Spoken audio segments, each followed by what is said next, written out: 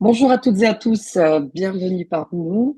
Merci d'être avec nous pour ce nouveau rendez-vous de Diasporama, un espace sur le web où se rencontrent les Algériennes et les Algériens du monde.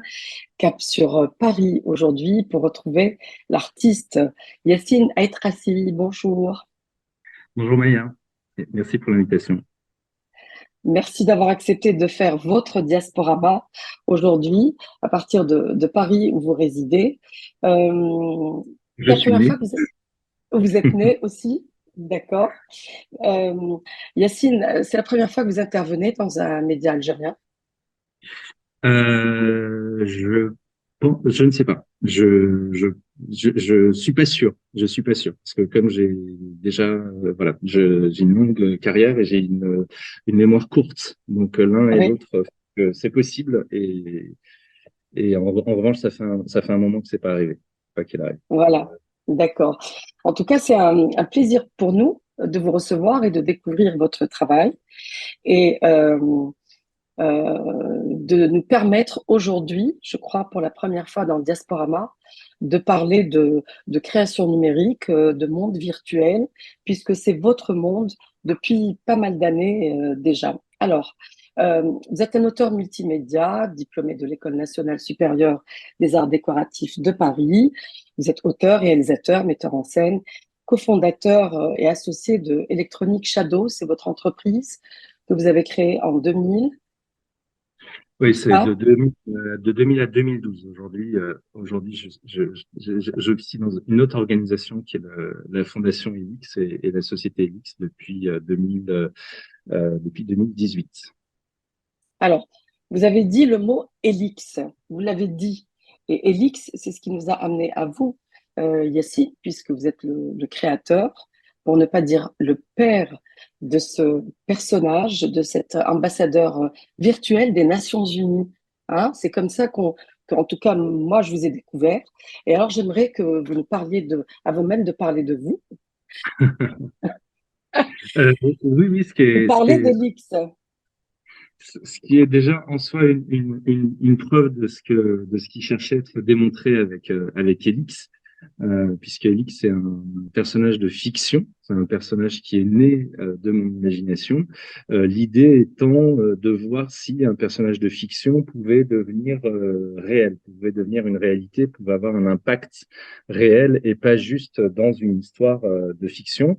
Et donc j'ai créé ce personnage il y a 12 ans, au début des réseaux sociaux en essayant de trouver la forme la plus universelle, un personnage que tout le monde puisse comprendre entre le signe, le pictogramme et quand même quelque chose qui soit très caractérisé, qu'on puisse reconnaître.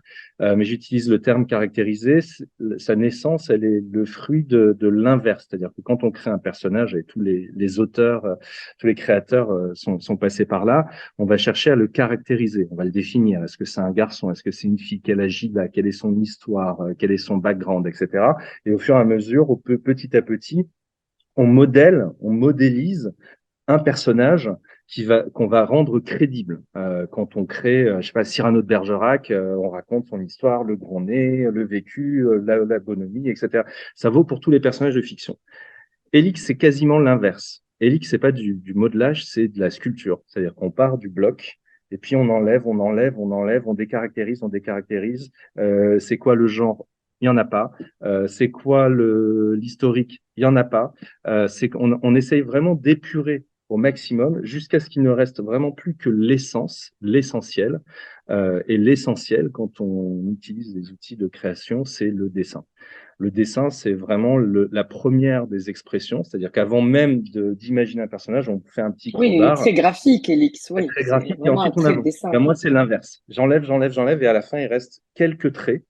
Et ces traits-là, il n'a même pas de nez. J'enlève, si je lui mets le nez, tout de suite, il est caractérisé. Donc, les yeux, la bouche, la forme, les mains ouvertes, quelques traits. Et avec ces traits-là, tout le monde peut se l'approprier parce que tout le monde a ce rapport avec le dessin. Et voilà, c'est comme ça qu'est né Elix il y a 12 ans et qu'il existe toujours et que c'est le nom de la fondation, de tout ce que vous avez déjà commencé à raconter. Mais voilà, une histoire qui se poursuit et qui me dépasse. Vous l'auriez avec vous, Elix, avant de le voir tout à l'heure en animé peut-être? Alors, je l'ai toujours, évidemment. Alors, déjà, je l'ai sur moi. Là, j'ai un petit, mon petit On ne peut pas kit. zoomer. Ouais, mais je peux Nous sommes sur Zoom l'approcher, ça va être un pourtant. peu chaud. Sinon, je peux vous le montrer déjà sur un document des Nations Unies, qui est la Déclaration universelle des droits de l'homme, et on Ah, retrouve voilà. ses caractéristiques, c'est-à-dire un personnage dessiné au trait, et ses caractéristiques du sourire, des bras ouverts, des mains ouvertes. C'est le contraire du poing fermé, c'est vraiment les mains ouvertes qui s'adressent à tout le monde et qui a cette expression corporelle qui fait que c'est une déclaration universelle, hein, donc qui a été traduite en 400 langues.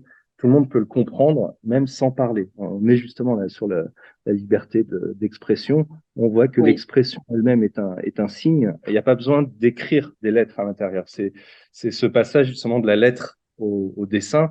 La lettre, au départ, c'est un dessin. Et donc, Élix est entre la lettre et le dessin. Et ce personnage qui est reconnaissable et qui ressemble au dessin qu'on fait quand on est enfant, parce que voilà, on a besoin d'exprimer quelque chose, même s'il est plus complexe, mais il nous renvoie à ça, il nous renvoie à quelque chose de très collectif. D'ailleurs, Helix en anglais, si on l'écrit pas, l'orthographe d'Helix c'est E-L-Y-X, mais en anglais on entend Helix, donc H-E-L-I-X, c'est l'hélice ADN, c'est vraiment notre tronc d'information commun à l'ensemble de l'humanité. alors, Elix ne parle pas. Vous avez pris l'option pour qu'il ne parle pas, mais qu'il soit souriant. Hein? Pourquoi? Euh, On fait passer plus de choses avec le sourire qu'avec la parole. En fait, il peut y avoir parole sans les mots. C'est-à-dire que Elif, il utilise le langage non verbal. Donc, on peut parler sans les mots. Le langage non verbal, c'est extrêmement important. Je peux vous dire quelque chose de très agréable en faisant une tête très désagréable. Qu'est-ce que vous allez Oui, comprendre? Est-ce que vous allez comprendre la partie agréable ou la partie désagréable? Et à l'inverse, si je vous dis quelque chose de très désagréable, mais que dans mes yeux, vous voyez que c'est exactement l'inverse, qu'est-ce qui compte? Est-ce que ce sont les mots ou est-ce que c'est l'attitude?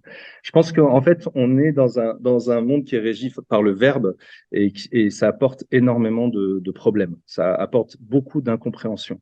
On croit dire quelque chose, en fait, on dit autre chose.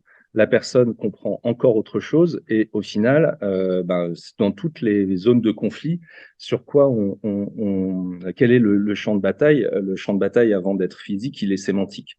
Et que ce soit au niveau de la loi, que ce soit au niveau international, que ce soit au niveau des textes, les uns et les autres, il y a ce rapport à l'interprétation qui fait que quand on met un mot, il y a un contre-mot tout de suite.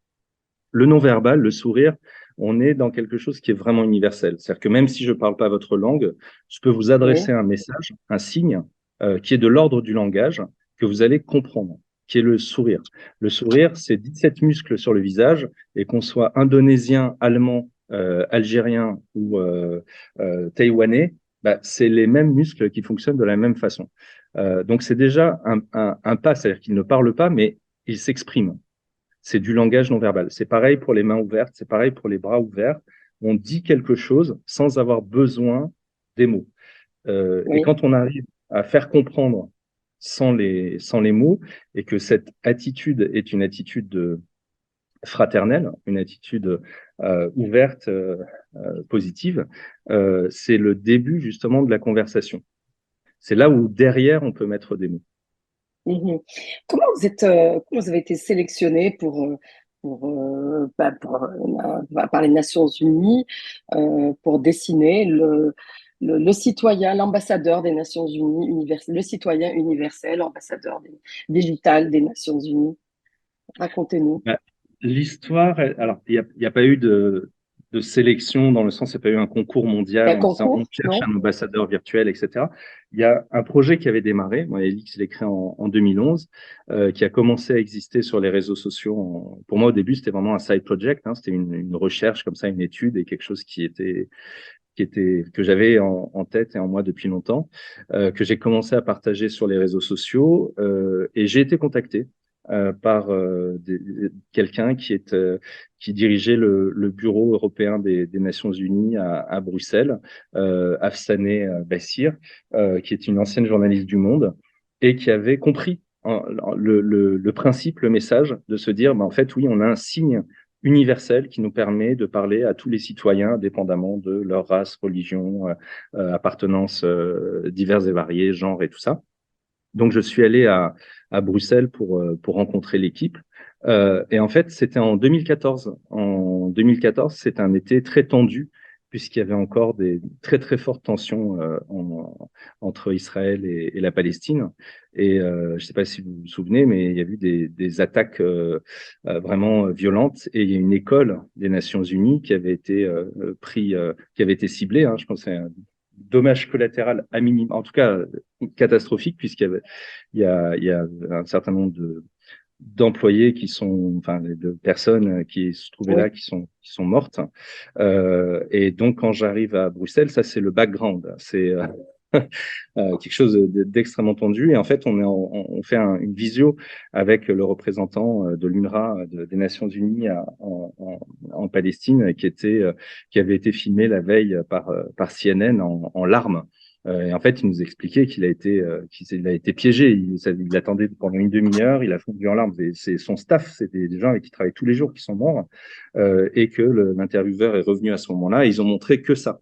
Donc, c'était devenu un peu le symbole de l'inaction, en tout cas de l'impuissance des Nations Unies dans cette région où vraiment les droits n'étaient pas respectés. Donc, évidemment, extrêmement très tendu, enfin, on est loin du sourire là. On est vraiment dans Mm. l'extrémité du conflit quand il y a plus de mots, il y a des balles. Et donc, la visio se termine et on me demande de présenter Elix. Le grand écart. Et c'est à ce moment-là, en fait, je pense que j'ai réalisé aussi la portée et l'impact et le symbole que ça pouvait avoir, parce que je suis reparti de cet échange qu'on venait d'avoir et en expliquant, bah, vous voyez, évidemment, les larmes, c'est aussi du langage non verbal, c'est quelque chose qui est de l'ordre de l'émotion. Et si on tire le fil, si on marche à l'autre extrémité de ces larmes, ce qu'on va retrouver, c'est le sourire. Le sourire, Mhm. c'est aussi un signe de paix. C'est quelque chose qu'on adresse à l'autre dans l'absolu, que ce soit un frère ou justement quelqu'un que je considère comme différent alors que finalement il ne l'est pas. C'est quelque chose qui nous unit. Et ce symbole des bras ouverts, des mains ouvertes, du sourire, de la réconciliation, fondamentalement, c'est ce vers quoi on tend. C'est la raison d'être des Nations Unies. Et c'est comme ça que je l'ai exprimé. Mm. Vraiment, en toute sincérité, on était tous enfin, très, très émus hein, par le coup de fil qu'on venait d'avoir.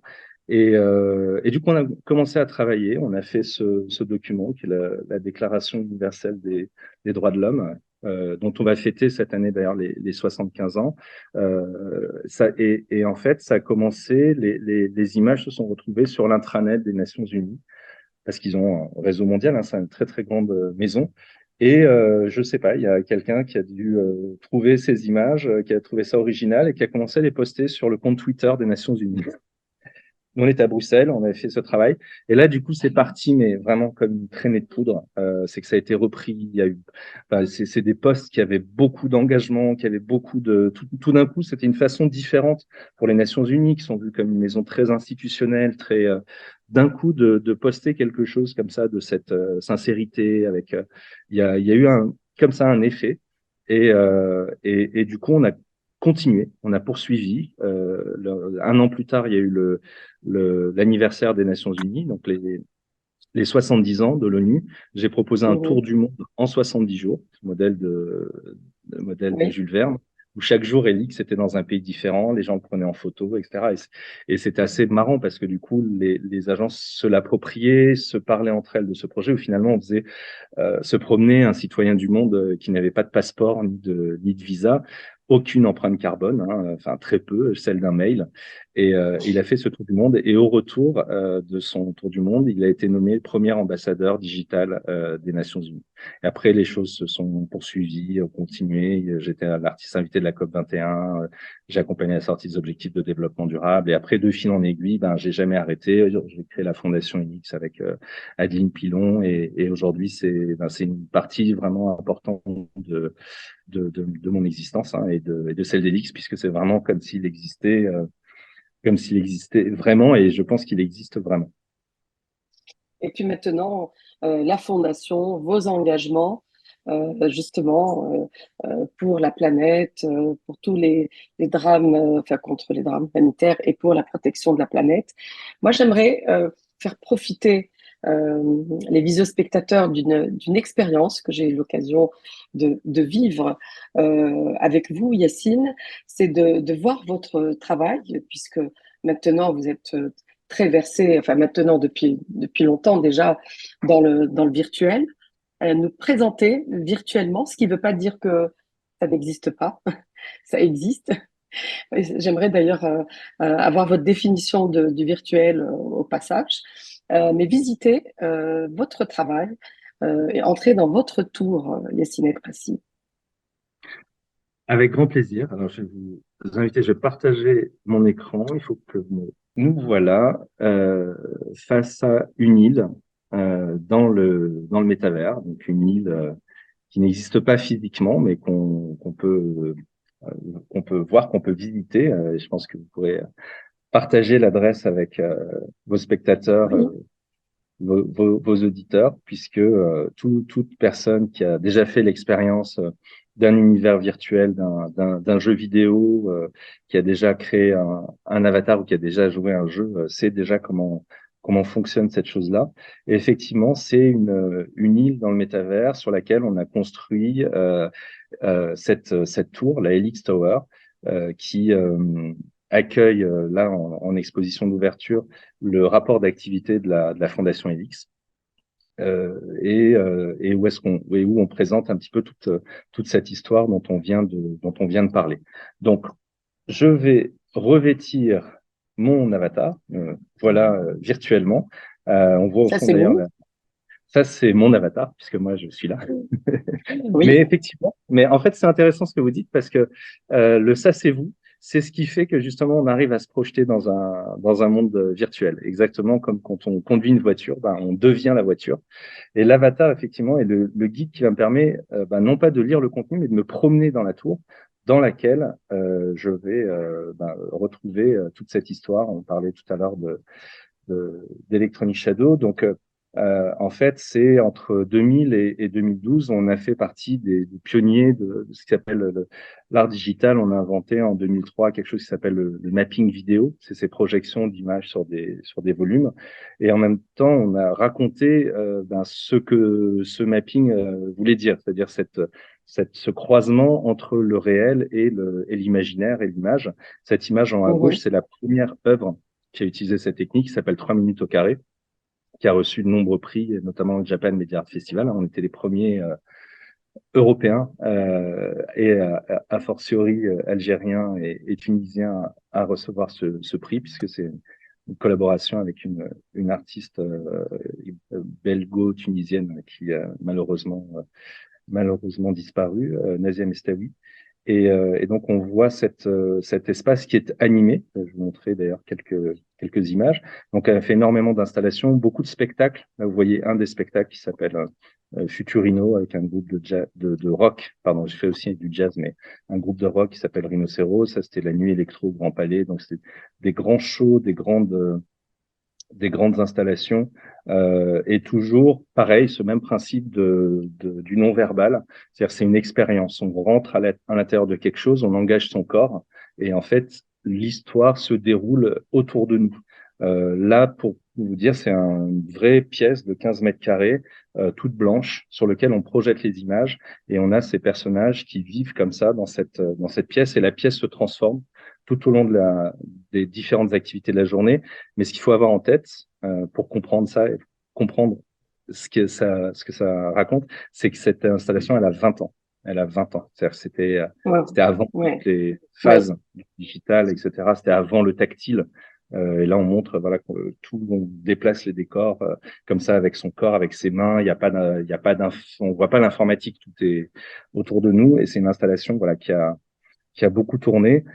Cette autre installation qui s'appelle H2O est l'extension de cette première, mais celle-ci est interactive. Donc le spectateur rentre dans l'installation et quand il se positionne à un certain endroit, en fait, il modifie l'histoire. C'est-à-dire que quand il est là, il y a un personnage supplémentaire qui rentre qui rentre dans la pièce et qui modifie l'histoire. Et c'est une adaptation d'une nouvelle que j'invite vraiment tout le monde à découvrir, qui s'appelle L'invention de Morel, de Bio Casares, et qui est très, très éclairante par rapport à ce qu'on vit aujourd'hui sur la question du Mhm. virtuel des métaverses. Mais c'est aussi une Oui, installation qu'on a beaucoup montrée dans les univers du design.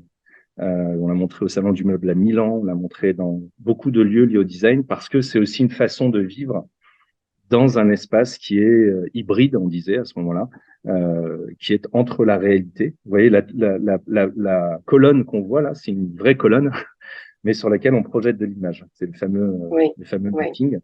Et oui. si on éteint les projecteurs, c'est tout blanc, hein, il n'y a rien. Sauf que là, bah, il y a un vrai bassin avec de la vraie eau, et on fait vraiment ce mélange, cet intermédiaire entre le réel et le virtuel. Donc, bon, Formidable. voilà, Ce il y a, travail a été fait il y a 20 ans, vous dites, hein? alors oui, Oui. on a commencé il y a 20 ans, 3 minutes au carré, ça a 20 ans, celle-ci est un peu plus récente, enfin, c'est 2006, hein, c'est quand même très, très ancien. Mhm. Ça, c'est le frac centre qu'on a fait en 2009, donc c'était une peau de lumière sur un bâtiment. Ça, c'était une collaboration qu'on a faite avec le comité Colbert pour mettre en scène les objets du luxe français au Louvre. Donc ça, c'est une autre installation qui a 20 ans. Celle-ci est très importante, elle s'appelle Exil.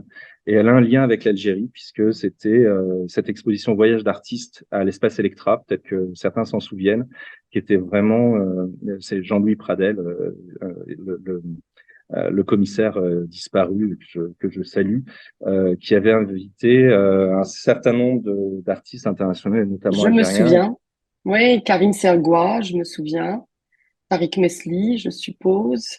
Oui, je me souviens de cette brochette de jeunes artistes plasticiens qui étaient venus exposer à Émergents. l'espace Electra. Oui, oui, oui, oui, oui, Et oui. ben, dans l'entrée, En vous aviez effet, un grand bassin en rempli effet. d'eau avec cette silhouette qui nageait. Et Aix-Île, c'est justement ce lien entre les îles, puisque bon, je vous apprends pas que Jazaïr, l'Algérie, la traduction, ce sont les îles. Et c'est cette notion d'île, elle est vraiment très. D'ailleurs, Élix, on m'a posé la question, mais c'est aussi un anagramme d'exil. Cette notion d'île est vraiment très très importante et ce lien entre les îles, c'est-à-dire si on parle de diaspora, ce sont bien ces îles un petit peu dispersées dans un archipel mondial sur lequel on essaye de tisser des liens Tout à et fait. je reviendrai dessus. Là, ce qu'on voit, c'est Double Vision, c'est une collaboration avec la chorégraphe étoile Caroline Carlson il y a 15 ans. C'était en 2006 et c'était le premier spectacle qui utilisait de cette manière-là le mapping, l'interaction avec les moteurs, etc. Qu'on a pas mal tourné, qui est un petit peu partout dans le monde. Puis bon voilà, d'autres spectacles. Enfin, c'est un vrai gros morceau. C'est la première décennie du 21e siècle. Cette, cette fusion comme ça de la réalité, de l'espace physique, de la scénographie avec l'image, l'imaginaire, le digital. C'était vraiment Oui, le début oui. de cette histoire. Oui, c'est formidable de voir, de constater un petit peu à l'origine de ce qui est aujourd'hui l'aboutissement du digital dans le Web3, le Metaverse, etc. C'est intéressant de faire un flashback de 20 ans et de voir d'où on vient, je pense surtout pour les créateurs du Alors, numérique. exactement. C'est-à-dire que déjà, effectivement, ça a 20 ans et en fait, cette même idée, c'est quelque chose qui est en train de se poursuivre et je vais revenir sur le Web 3.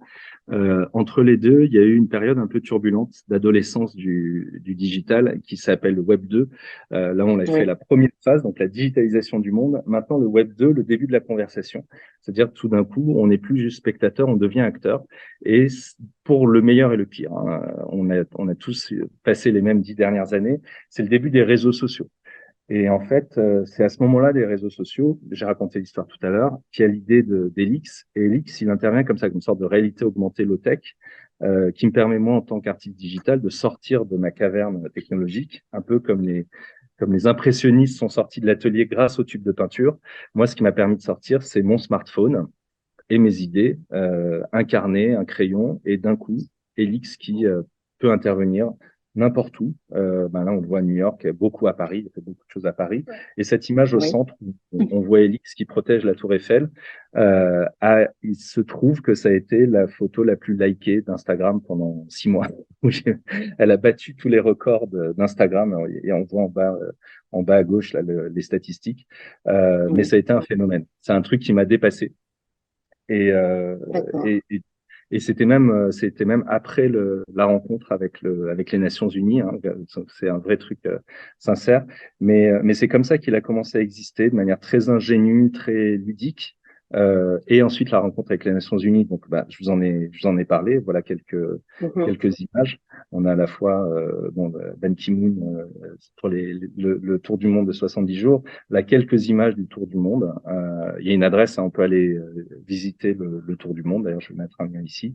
La Déclaration des droits de l'homme et puis quelques-unes des images et d'innombrables images pour toutes les journées internationales, pour les différentes causes, les objectifs de développement durable. Et d'ailleurs, je pense que derrière nous, voilà, on a Helix dans la roue des objectifs de développement durable, donc les 17 qui ont été designés en mode Helix, donc très Oui.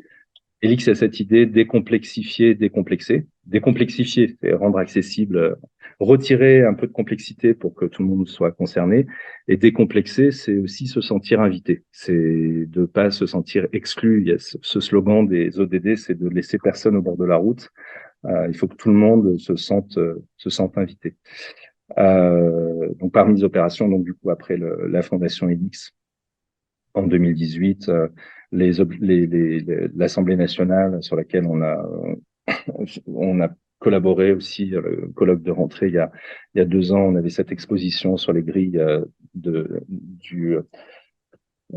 l'Assemblée, qui était la première expo depuis 15 ans. La précédente, c'est sur De Gaulle, hein, donc on a fait un petit step, qui était une expo en réalité augmentée aussi. L'ouverture du Helix Museum, donc qui était le premier musée dans le métavers, dans cette technologie là qu'on utilise en ce moment, qui s'appelle spatial. Ce slogan "Tout est lié", qui est notre façon de résumer les objectifs de développement durable. C'est-à-dire, il n'y a pas d'un côté l'écologie, de l'autre côté le social, de l'autre côté les Oui. droits humains. Tout est connecté. Tout est connecté. Si on Oui. veut combattre le Oui. climat, il faut commencer par l'égalité entre les gens. Et ça se vérifie. Enfin, je veux dire, c'est pas de la formule. C'est que concrètement, quand on rentre dans le sujet, l'émancipation des femmes, ça fait partie des outils, des actions les plus puissantes sur un certain nombre de sujets. C'est pour ça que vous Et avez créé la fondation Elix. exact, C'est exactement. Mhm. La fondation, Oui. c'est à la fois une opportunité, une rencontre avec Adeline Pilon, qui en est la présidente, et cette volonté de maximiser l'impact que je pouvais avoir seul en tant qu'artiste, de créer un réceptacle pour le concept, pour Elix, pour le personnage, pour le rendre justement plus autonome, plus puissant qu'en étant simplement une œuvre, l'objet d'un artiste, puisque là, le cadre avait dépassé et qu'il fallait voilà, une maison plus conséquente que juste mes doigts et mes idées, même si évidemment je suis particulièrement actif dans la fondation. Et puis il y a une autre idée aussi derrière cette fondation, c'est que bon, déjà, c'est une FRUP, hein, c'est une fondation abritée par la fondation du Lucian. C'est une fondation d'utilité publique. Donc, ça permet de travailler avec nos différents partenaires, qu'ils soient publics, privés, d'avoir cette vraie démarche d'utilité publique. Et, euh, et en même temps, il y a derrière l'idée que Elix, en tant que personnage de fiction, si un jour, dans la vision, si un jour il devenait autonome, une sorte de la métaphore que j'utilise souvent, qui est Pinocchio, une sorte de Pinocchio Oui. Oui. digital. Oui. Euh, si, dans l'histoire de Pinocchio, c'est un pantin de bois qui devient un petit garçon, mais pour ça, il y a un peu de magie. La magie, aujourd'hui, ça s'appelle l'intelligence artificielle. Et si un jour Elix devient autonome, il y a une question de gouvernance qui va se poser. Et la fondation est aussi l'endroit où on sera garant de son éthique et des histoires qu'il continuera à raconter au-delà de la vie et des avis de son papa et des gens qui l'ont créé. Donc ça, c'est Très la bien. vision à plus long terme. Voilà. Oui. Là, En tout cas, en tout cas, ce qui est sûr, c'est que c'est un personnage fort sympathique, qui porte les valeurs universelles des Nations Unies et les valeurs humaines, déjà, tout court. C'est un personnage très engagé. Alors, vous dites qu'il parle pas, mais moi, j'ai vu votre livre, Bienvenue dans mon monde. Il a beaucoup de choses, il dit beaucoup de choses. Il se balade dans les fonds marins, il dénonce les déchets qu'il y a dans les fonds marins, les, toutes les émanations de gaz carbonique, enfin, tous les sujets de l'environnement, de l'écologie sont là, plus ou moins, dans ce livre, et il s'exprime, Élix, à travers vous. Vous vous bienvenue dans ton exprimez à monde. travers lui. Alors, bienvenue dans ton monde, c'est un peu particulier. En fait, c'est le croisement de plusieurs idées. Comme vous avez compris, Oui, dans l'Electronic Shadow, dans Helix, j'ai commencé à évoquer l'intelligence artificielle, etc. Moi, je suis passionné et omnubilé par la vision à long terme, la prospective, le oui. futur, et ce que ça peut devenir, et surtout si ça peut devenir mieux, cette notion de progrès. Et, euh, et donc, j'ai voulu faire un livre de prospective aux personnes qui sont les plus directement concernées, à savoir les enfants. Mhm.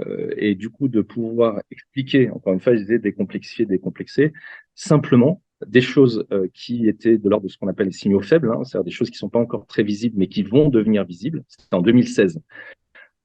Et du coup, en 2016, on peut le relire aujourd'hui et se dire, ah ben oui, tiens, finalement, ça a pris de l'importance. Il y a pas mal de choses qui Oui. sont réalisées en 2016 et maintenant, comme les crypto-monnaies dont on parle dans le livre, effectivement l'intelligence artificielle, la réalité virtuelle, mais aussi toute la partie environnementale, vous en avez parlé, les Réchauffement déchets. climatique, oui. Oui. Et en fait, comme Elix ne parle pas, il y a une bulle qui tombe du ciel et qui est un personnage en soi. Et ça tombe bien, elle dit exactement ce qu'Elix a en tête. Donc c'est une petite astuce qui fait qu'Elix continue à ne pas parler, mais la bulle parle pour lui. Et comme la bulle parle pour lui, elle-même a ses propres dialogues. Donc c'est un personnage, et sa parole est un personnage qui dialogue avec lui-même. Et effectivement, ça lui permet de prendre la parole. Mais ce qui est important pour Elix, c'est vraiment qu'il n'est jamais dans une position descendante. C'est-à-dire que ce n'est pas lui qui nous apprend quelque chose, c'est pas le pédagogue, mais il apprend à côté de nous. Il est au même niveau que nous, il a cette candeur et cette bienveillance, mais il n'en sait pas plus que nous sur le sujet et il réagit au fait d'apprendre ce qu'on lui donne comme information. Mhm. Mais en fait, on a peut-être beaucoup parlé d'Elix dans dans cet entretien, mais j'ai l'impression que c'est vous qui vous exprimez à travers Elix. Donc, euh, c'est peut-être ça, non? Ce sont vos idées, ce sont vos inquiétudes, vos interrogations, vos pensées que vous exprimez très bien tout seul, hein, c'est clair, mais que vous véhiculez aussi à travers Elix. C'est cela? Vous êtes le père d'Elix, mais vous êtes Elix aussi. Le, le, comment dire, la volonté, l'idée, c'est d'avoir un véhicule pour transmettre des idées, des émotions. En revanche, je ne suis pas Elix, c'est-à-dire qu'Elix, je pense, et la manière dont il est conçu et ce qui a été accueilli comme ambassadeur des Nations Unies, c'est quelque chose qu'on a tous à l'intérieur de nous. C'est-à-dire cette part à la fois d'enfance, de curiosité et de volonté d'aller vers quelque chose de meilleur, c'est pas à moi, c'est moi on me l'a transmis, je le transmets à mon tour et je l'ai pas inventé.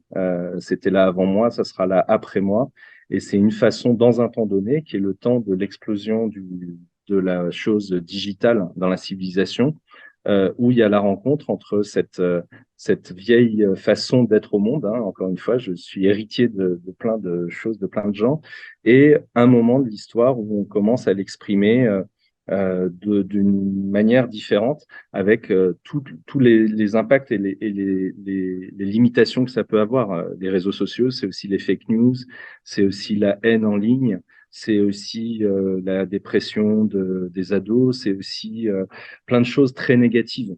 Comme le Web3 a déjà commencé, il y a énormément de potentiel, mais il y a surtout énormément d'arnaques dans un premier temps. Et c'est toujours comme ça.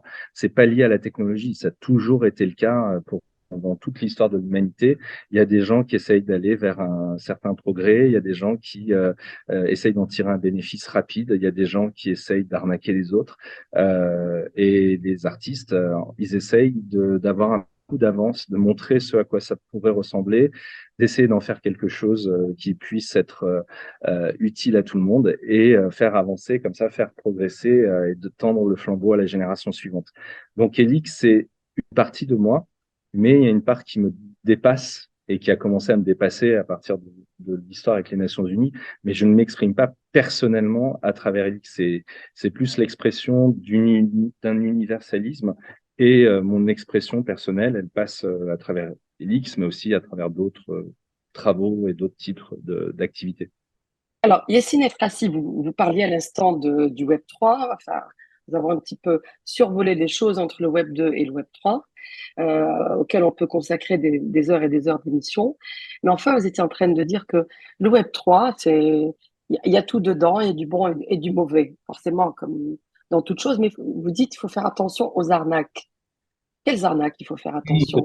c'est pas moi qui le dis, hein, c'est l'actualité, Oui. c'est toutes ces choses qu'on a vécues ces dernières 2 années où à la fois on a le Covid qui a énormément accéléré les choses, c'est-à-dire que on s'est retrouvés tous bloqués chez nous et on a réalisé parce que visiblement tout le monde n'avait pas encore compris que ce qui nous maintenait les uns avec les autres, ce qui nous maintenait en lien, c'était le digital.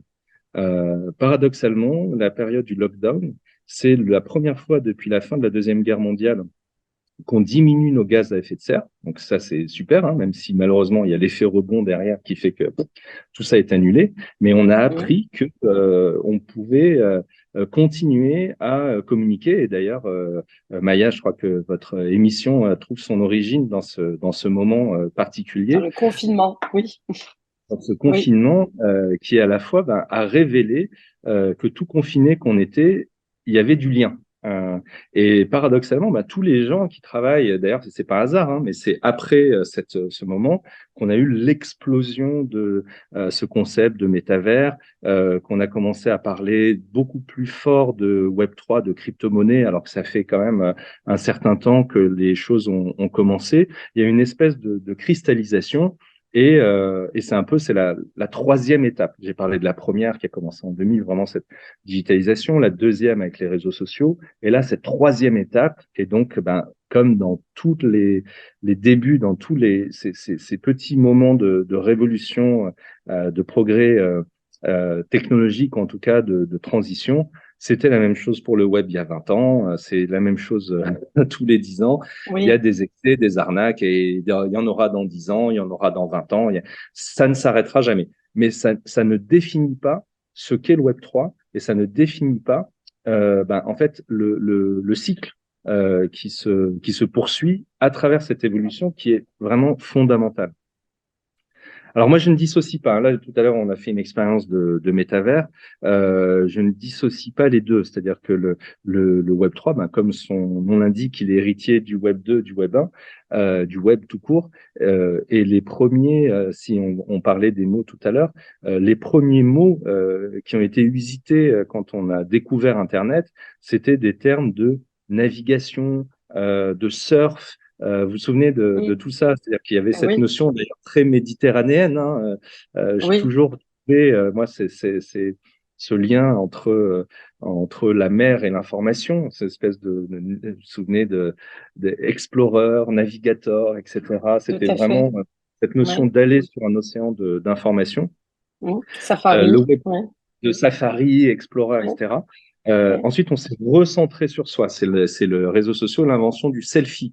Le mot est apparu d'ailleurs, c'est-à-dire qu'à un moment donné, c'est le navigateur, il y avait cette notion d'aller découvrir le monde, et d'un coup, on a retourné le miroir, on a commencé à se regarder soi-même, et à force de selfies, d'autodanse et de trucs comme ça, et d'influenceurs qui vont avec, un monde un peu en autarcie, comme ça, de bulles informationnelles, où tout le monde est persuadé d'avoir raison avec les gens qui pensent exactement la même chose qu'eux, et on exclut ceux qui sont différents et tout, et une polarisation qui a amené à des excès.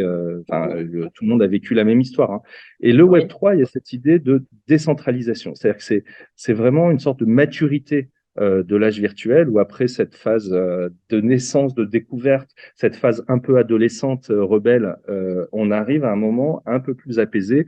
On a les premiers, vraiment les natifs du digital, ceux qui n'ont connu que ça, des vieux digitaux qui avaient quand même cette première vision au départ, hein, parce il y a une dimension utopique, hein, dans l'évolution, l'invention d'Internet, même si techniquement c'est quelque chose de beaucoup plus pragmatique, voire militaire. Et finalement, ce moment, ce qui nous sépare du début du digital, moi, très, très souvent, je compare cette génération, c'est à peu près 25 ans, 25-30 ans, c'est ce qui a séparé la mise au point de l'imprimerie pendant la Renaissance, avant la Renaissance, justement, avec la Renaissance. C'est-à-dire qu'en fait, le Web3 et le moment qu'on vit aujourd'hui est au numérique ce que la Renaissance a été à l'imprimerie. C'est-à-dire qu'il y a 20 ans, on parlait d'Internet. mhm, Le terme, la question, c'était Internet. Internet, c'est une définition technique. C'est vraiment l'interconnexion de network, de réseau. Quand on parle de métavers, on est non pas dans une définition, mais dans une image poétique.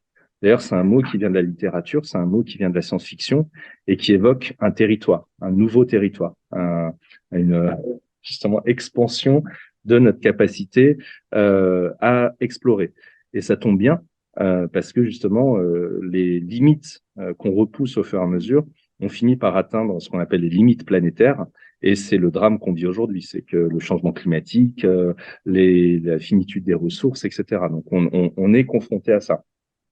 Le Web3, il arrive à ce moment-là. Il arrive à un moment où on a compris, notamment avec le lockdown, le confinement, qu'on pouvait avoir des échanges, qu'on pouvait rester en lien dans un environnement digital. Et finalement, la réalité, elle est entre les deux. On a oui, des expériences du réel, on a vu là des 2 dernières années, le télétravail a explosé. C'était impensable il y a 10 ans, et encore moins il y a 15 ans. On nous aurait traité de fous. Aujourd'hui, c'est encouragé.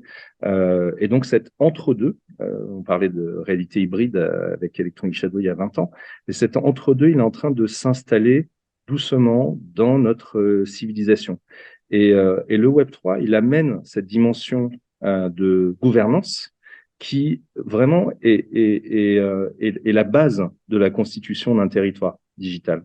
Le Web3, c'est peut-être, c'est pas moi qui le dit, mais c'est peut-être justement les premières pierres de ce qui pourra à terme devenir des États réseaux, où l'individu justement et où l'être humain est en connexion avec l'ensemble de ses congénères, pas uniquement par rapport à leurs points communs, mais aussi par mhm, rapport aux valeurs qu'ils peuvent partager.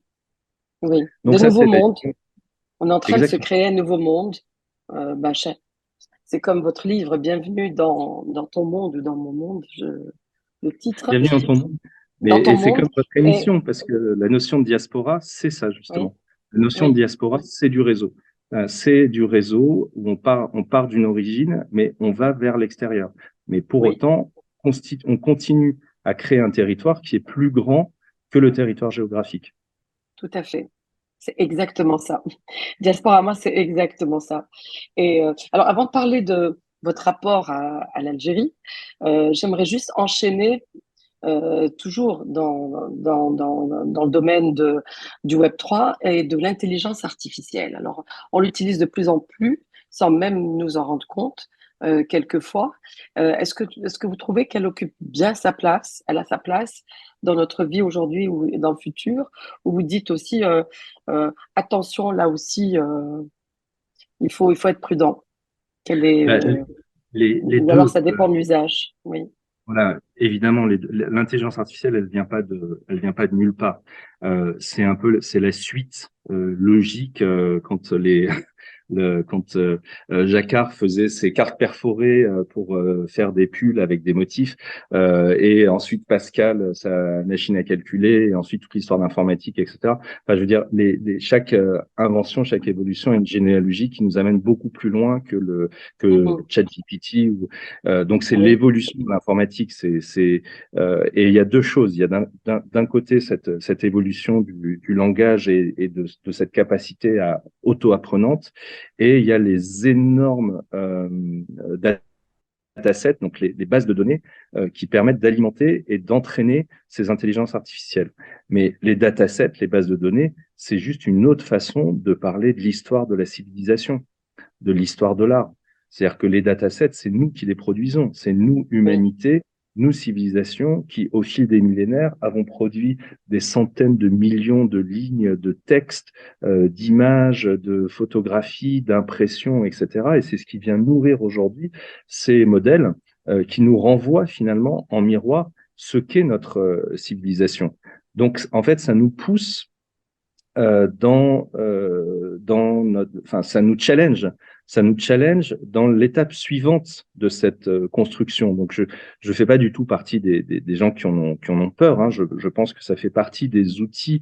Si on les compare aux outils actuels et donc du coup aux métiers actuels, oui, ça peut faire peur, mais de la même façon que les moines copistes ont très certainement été inquiets de l'apparition de l'imprimerie ou que les cochers ont mal vu l'arrivée des automobiles alors qu'il y avait une pollution, là, bon, ça c'est un autre sujet, oui, et que au 19e siècle, quand les machines à tisser sont arrivées et ont commencé à industrialiser l'Angleterre, il y a un mouvement qui s'appelait les Luddites, d'ouvriers qui venaient casser les machines à tisser en disant bah, ces machines nous prennent notre travail.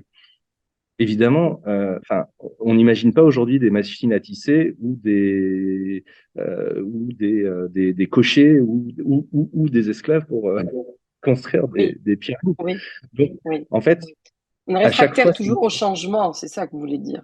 On est toujours un peu on est, réfractaire au changement et puis, en fait, on est réfractaire au changement parce on le compare toujours à ce qu'on connaît. Et mm, par définition, ça construit quelque chose qu'on ne connaît pas. Donc, effectivement, il y a de l'inconnu. Mais l'inconnu, c'est aussi ce qu'on va en faire. C'est-à-dire que l'intelligence artificielle est absolument nécessaire pour aller plus loin dans cette histoire. Si on imagine que 2200, c'est exactement comme 2020, mais juste avec 200 ans en plus, bah oui, c'est sûr que l'intelligence artificielle, ça fait peur et il faut pas y aller, quoi. Donc, cette transformation permanente, déjà, c'est ce qui fait qu'aujourd'hui, on a l'intelligence artificielle. C'est logique. Enfin, je veux dire, c'est la suite de l'histoire. Et en même temps, c'est une suite de l'histoire qui peut nous servir à passer les paliers suivants et des paliers dont on va avoir besoin pour transformer notre modèle et pour que notre modèle soit plus résilient et plus adapté aux phases de régénération qui sont nécessaires pour réparer ce qu'on a détruit depuis 2 siècles avec la révolution industrielle et l'utilisation des énergies fossiles. très bien. Alors, Yacine Aïtrassi, vous êtes un artiste multimédia, je le disais au tout début. Euh, vous vivez en France, vous intervenez de Paris d'ailleurs, euh, vous résidez en France et vous êtes né en France, vous l'avez dit au tout début de l'entretien. Vous êtes franco-algérien. J'aimerais connaître votre rapport à l'Algérie. Est-ce que vous y allez souvent? Est-ce que vous y avez vécu? Quelle relation vous entretenez aujourd'hui avec l'Algérie? Alors effectivement, mes parents se sont rencontrés à Paris et c'est là que je suis né. Ma maman est bretonne et mon papa est kabyle. Et en fait, il a grandi non pas en Algérie mais au Maroc. Faisait partie de ces familles qui avaient quitté l'Algérie la colonisation, l'époque de la colonisation. Et il a grandi, il est né à Casablanca, il a grandi au Maroc. Et donc, il est venu faire ses études à Paris et ils ont décidé, enfin, mon père avait cette volonté de retourner en Algérie, mais finalement dans un pays qu'il connaissait assez peu, pour participer à l'effort de construction et de lancement du pays dans les années, enfin, il y a longtemps, hein, je vais pas révéler mon âge, mais dans les années 70. Et donc, c'est comme ça que je me suis retrouvé à Alger, où est née ma petite sœur, hein, pas très longtemps après. Et donc, j'ai vécu la fin des années 70, le début des années 80 à Alger, mais dans un Alger très international, parce que j'étais au lycée français, que j'avais des camarades de classe qui venaient d'un petit peu partout dans le monde. Et du coup, je sentais bien que c'était une planète un petit peu à part. Je voyais l'Algérie du quotidien, on le vivait, hein, on a beaucoup déménagé, on voyait également, on a vécu l'Algérie de cette période-là, mais Mhm. dans une position un petit peu à part. Et mes parents ont pris la décision de revenir en France. Et donc là, j'avais moins de 10 ans. Et c'est en revenant en France que, en fait, on est toujours l'autre de l'endroit où on est. C'est-à-dire que quand j'étais en Algérie, j'étais un petit blond qui parlait français, qui était vraiment vu comme un Français. Et en revenant en France, là, pour le coup, j'étais bien Yacine El Kassi il y a toujours ce Ah oui, décalage qui m'a oui. structuré, hein. C'est pour ça que j'ai créé l'IX, c'est pour ça que je travaille sur les questions internationales, etc. Parce qu'à un moment donné, si on nous fait sentir qu'on est chez soi nulle part, on peut aussi se dire qu'on est chez soi partout. Et c'est ce que j'ai fait. Et du coup, bah, mon rapport avec l'Algérie passait essentiellement par mon père et sa famille. On s'est éloigné un petit peu petit à petit. Ma famille c'est vraiment une famille de diaspora. Il y en a partout dans le monde. Ils sont partis un petit peu aux quatre coins du monde. Et puis aujourd'hui, j'ai plus de lien direct au quotidien avec l'Algérie, qui reste un pays de cœur d'origine, mais qui est éloigné au quotidien de mon, de ma vie de tous les jours. Mhm. Est-ce que vous essayez de voir, par exemple, ce que font les artistes algériens, les créateurs dans le monde numérique ou plastique ou autre? Est-ce que vous pensez pouvoir un jour injecter de l'Algérie dans vos créations? Bah, je pense que de manière inconsciente, ça y est déjà. Et comme je l'ai dit tout à l'heure sur l'installation Exil, qui est partie vraiment de cette idée de Jazaïr et de vous voyez l'image derrière vous, c'est-à-dire cette Méditerranée qui est la frontière ultime, qui est à la fois le berceau de la plupart des civilisations qui nous abritent d'un côté ou de l'autre de la Méditerranée, mais qui est aussi un horizon. C'est-à-dire que quand on voit la Méditerranée, quand on part sur cet horizon, c'est des cultures qui ont toutes quelque chose en commun. Qu'on soit à Marseille ou au Liban ou en Turquie, il y a toujours quelque chose qu'on reconnaît, qu'on ressent. Et ça, c'est quelque chose, oui, qui est très, très, très présent dans mon travail, et même sur la notion de métavers. Vous avez vu tout à l'heure cette île. Euh, je pense que cette métaphore de l'île, elle est très présente parce que c'est une façon aussi d'envisager le territoire. Le territoire, c'est pas forcément un terrain sur lequel on pose un drapeau et qu'on découpe pour décider qu'est-ce qui est acquis, mais c'est aussi la possibilité de créer ces îles et de d'étendre un territoire qui aujourd'hui va aller plus loin que la géographie.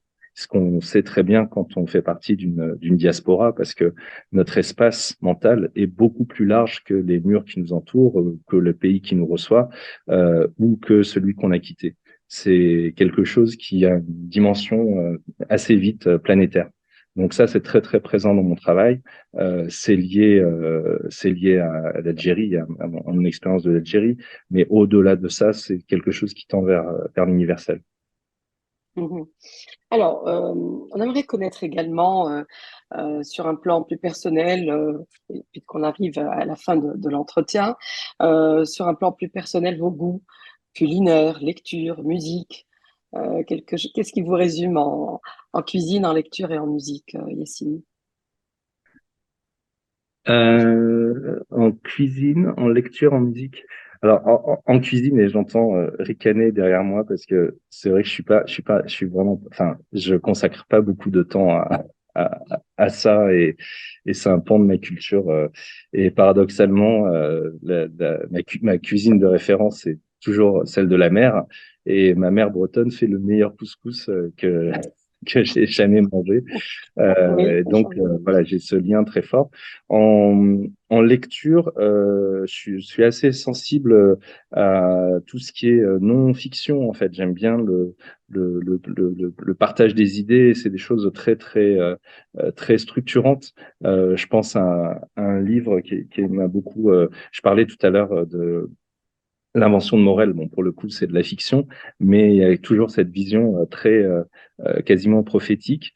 Et ce livre de Yonah Friedman, qui est un architecte urbaniste israélien, qui a produit ce petit livre qui s'appelle Utopie réalisable, et qui est vraiment aussi ce trait d'union entre un concept, une idée, et ce qui peut déclencher dans toute une société, dans toute une civilisation, dans les générations qui suivent. C'est quelque chose qui m'a beaucoup drivé.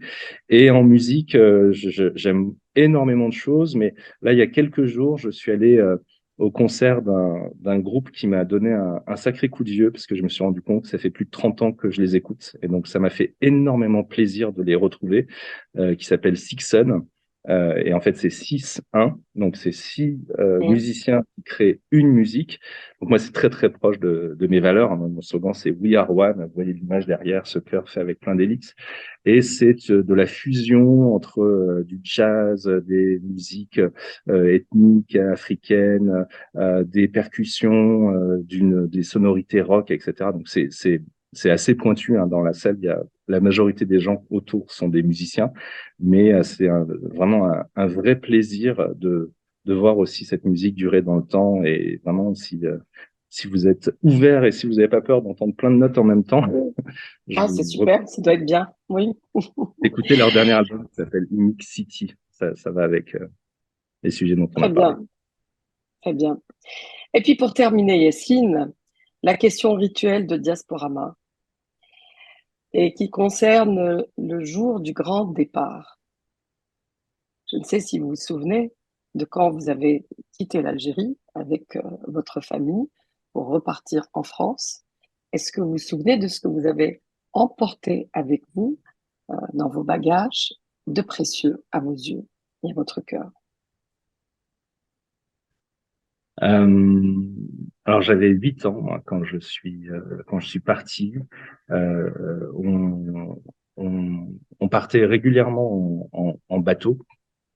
On avait fait plusieurs traversées en bateau. Donc ce que j'ai emmené avec moi, c'est une lumière qui n'existe nulle part ailleurs et qui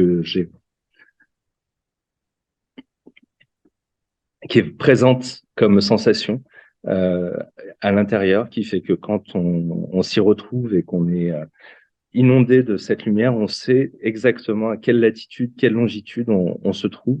Je pense que c'est la chose la plus intime, précieuse que j'ai conservée. Et cette impression de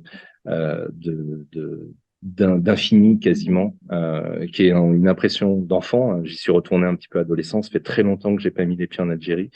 Mais voilà, c'est quelque chose de cet ordre-là, de savoir exactement où on est, juste en ressentant l'air, la lumière qui nous entoure. De cette lumière, vous parlez de cette lumière-là. Je parle et précisément de cette lumière-là, oui, exactement. Ouais. Qui est une vraie lumière qui n'est pas trafiquée, qui est sans filtre.